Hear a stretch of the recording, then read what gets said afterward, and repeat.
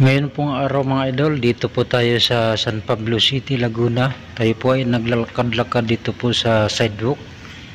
Ayan po yun.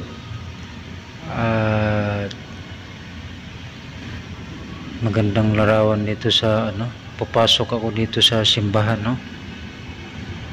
Yun po, itong simbahan na to ay matagal na to since 1940 pa daw to Ayan po, dito po tayo.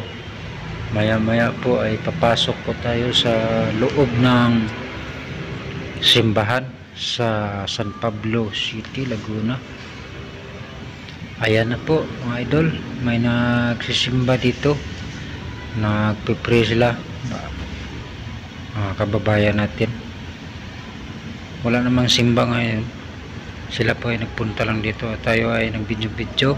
At ayan naman, peaceful naman dito, no. Balita ko may mga earthquake daw dun sa sa Cebu. Intensity 6.9 magnitude, malakas yan mga idol.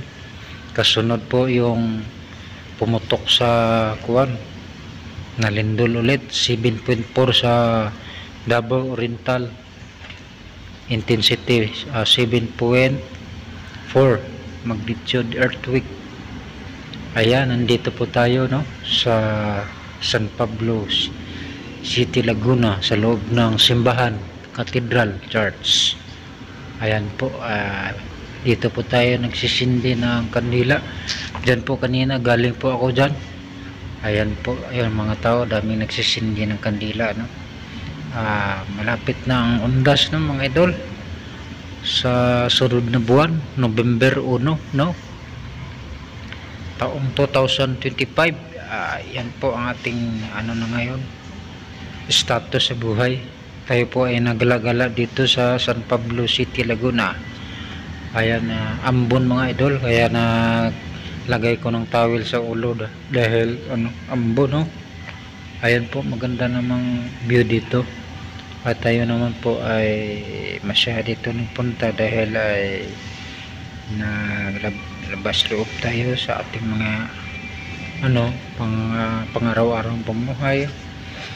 Nihiling para sa Diyos, nihiling tayo sa Diyos na malakas ang natin sa pang-araw, bigyan tayo ng grasya, biyaya. Yan po ay